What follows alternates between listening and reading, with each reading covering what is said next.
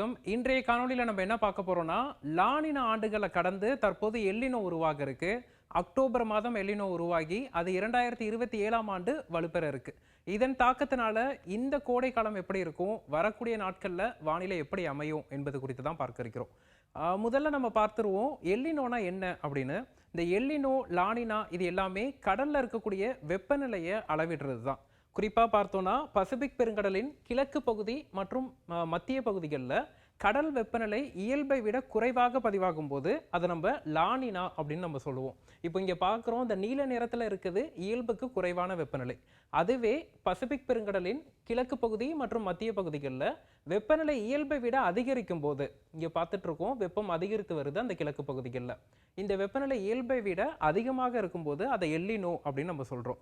சரி, கடலில் வெப்பநிலை அதிகரிப்பதை தான் நம்ம எல்லினோன்னு வகைப்படுத்துகிறோம். இதன் தாக்கம் எப்படி இருக்கும் அப்படின்னு பார்த்தோன்னா, பெரும்பாலான கடல் பகுதிகளில் வெப்பநிலை அதிகரித்து அது நிலப்பகுதியிலும் வெப்பத்தை அதிகரிக்கும். அப்படி வெப்பம் அதிகரிக்கும் போது நமக்கு அதிகப்படியான வெப்ப அலைகளும் காட்டு தீ பரவுவது இது போன்ற வெப்பம் சார்ந்த நிகழ்வுகள் அதிகரித்து காணப்படும் அப்படிங்கிறது தான் இந்த எல்லினோவோட கான்செப்ட்.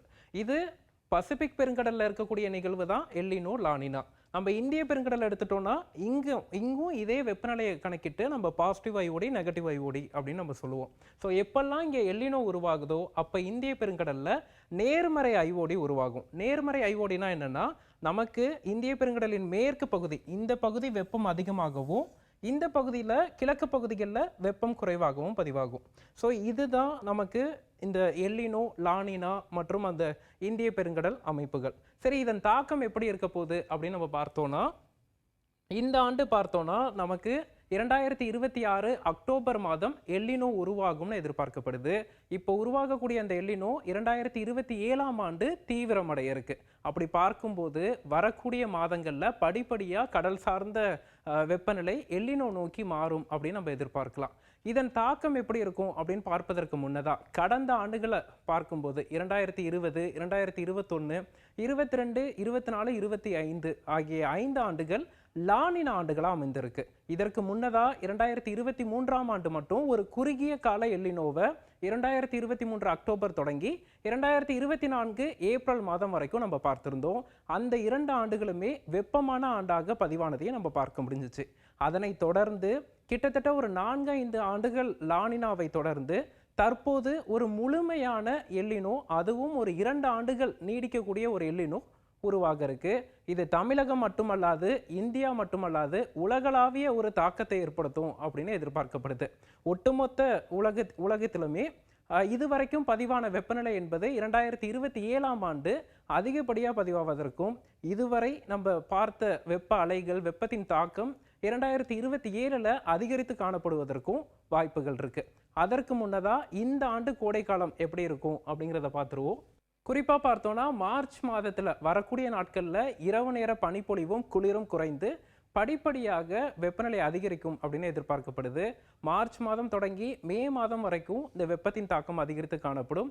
இந்த ஆண்டு மார்ச், ஏப்ரல் மாதத்தை விட மே, ஜூன் மாதத்தில் தமிழகத்தில் வெப்பநிலை அதிகரித்து காணப்படுவதற்கான வாய்ப்புகள் இருக்கு. அதே போல கடந்த ஆண்டுகள்லாம் பார்த்தோம், மாதத்திற்கு ஒரு வெப்பச்சலன மழையோ அல்லது காற்று சுழற்சிகள் உருவாகி மழைப்பொழிவையோ நம்ம பார்த்து வந்தோம். ஆனால் வரக்கூடிய நாட்களில் பார்த்தோம்னா, இந்த எல்லினோ உருவாவதன் தாக்கத்தினால நிறைய நாட்கள் மழை குறைவான நாட்களும் வெப்பமான நாட்களாகவும் வறண்ட நாட்களாகவும் அமைய இருக்கு. குறிப்பாக 2027ஆம் ஆண்டு தான் வெப்பத்தின் தாக்கம் அதிகரிக்கும் என்று குறிப்பிட்டிருந்தாலும் இந்த ஆண்டு கடந்த ஆண்டை விட வெப்பத்தின் தாக்கம் அதிகரித்து காணப்படும்னு எதிர்பார்க்கலாம். குறிப்பாக மார்ச் தொடங்கி மே இறுதி வரையிலான அந்த 12 வாரங்களில் 4 முதல் 6 வாரங்களுக்கு வெப்பத்தின் தாக்கம் அதிகரித்தும் இயல்புக்கு அதிகமான வெப்பநிலை பதிவாகும்னு எதிர்பார்க்கப்படுது. அதே போல 2 முதல் 3 வாரங்கள், குறிப்பாக ஏப்ரல் மாதத்தில் வெப்பச்சலன இடிமலை தமிழகத்தில் ஆங்காங்கே மழைப்பொழிவு கொடுப்பதற்கும், பிறகு மீண்டும் மே மாதம் முதல் வெப்பத்தின் தாக்கம் அதிகரிப்பதற்கும் வாய்ப்புகள் இருக்கு. ஒட்டுமொத்தமாக பார்த்தால் இனி வரக்கூடிய நாட்களில், வரக்கூடிய மாதங்களில் இயல்பான மழை பதிவானாலும் அது ஒரு மாதத்தில் 2-3 நாட்கள் பெய்யக்கூடிய மழையாக தான் அமையும். பிற நாட்கள் வறண்ட நாட்களாகவும் வெப்பம் அதிகமான நாட்களாகவும் பதிவாகும்னு எதிர்பார்க்கப்படுது. குறிப்பாக 2025ஐ விட 2026ஆம் ஆண்டு வெப்பத்தின் தாக்கம் அதிகரித்து காணப்படும். இந்த ஆண்டை விட 2027ஆம் ஆண்டு வெப்பம் அதிகமாக இதுவரை வரலாறு காணாத வெப்பம் பதிவாவதற்கான வாய்ப்புகள் இருக்கு. அது அக்டோபர் மாதம் உருவாகக்கூடிய எல்லினோவின் தாக்கத்தை பொறுத்து அமையும்னு எதிர்பார்க்கலாம். இப்ப தற்போதைய நிலையில நம்ம இந்த ஆண்டு கோடை காலத்தை எப்படி எதிர்கொள்வது அப்படின்னு பார்த்தோம்னா, குறிப்பா மார்ச், ஏப்ரல், மே மாதங்கள்ல நண்பகல் 11 மணியிலிருந்து 3 மணிக்கு இடைப்பட்ட நேரத்தில் தேவையின்றி வெளியில் செல்வது, குறிப்பாக வயதானவர்கள் மற்றும் நமக்கு உடல்நிலை சரியில்லாதவர்கள் இது போன்ற ஒரு வெளியில் பயணிப்பதை தவிர்ப்பது நல்லது. அதே போல வேளாண்மை பணிகளை ஈடுபடக்கூடிய விவசாயிகள் முற்பகல் காலை நேரத்திலும் மாலை இரவு நேரத்திலும் தங்களது வேளாண்மை பணிகளை திட்டமிட்டுக் கொள்வது நல்லது. எலினோ இப்போ தற்போது பார்த்தோம்னா ஜனவரி தொடங்கி ஏப்ரல், மே மாதம் வரைக்கும் இந்த லானினாவின் தாக்கம் இருக்கு.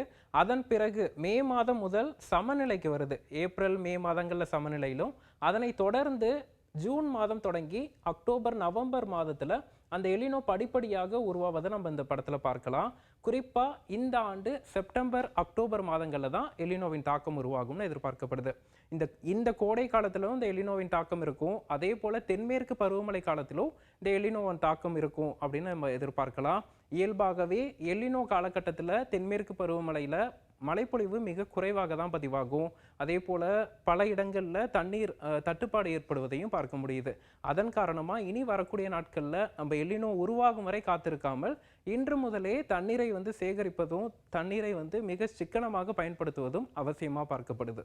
வரக்கூடிய வாரங்களில் எப்போது வெப்பம் அதிகரிக்கும், வெப்பத்தின் தாக்கம் எப்படி இருக்கும், இந்த எல்லினோவின் தொடர்ச்சியாக எல்லினோ எப்படி உருவாகுது, இந்த எல்லினோவின் தாக்கம் எப்படி இருக்கு என்பது குறித்தெல்லாம் அடுத்தடுத்து பார்க்கலாம். தொடர்ந்து இணைந்திருங்கள் புதிய தலைமுறையுடன்.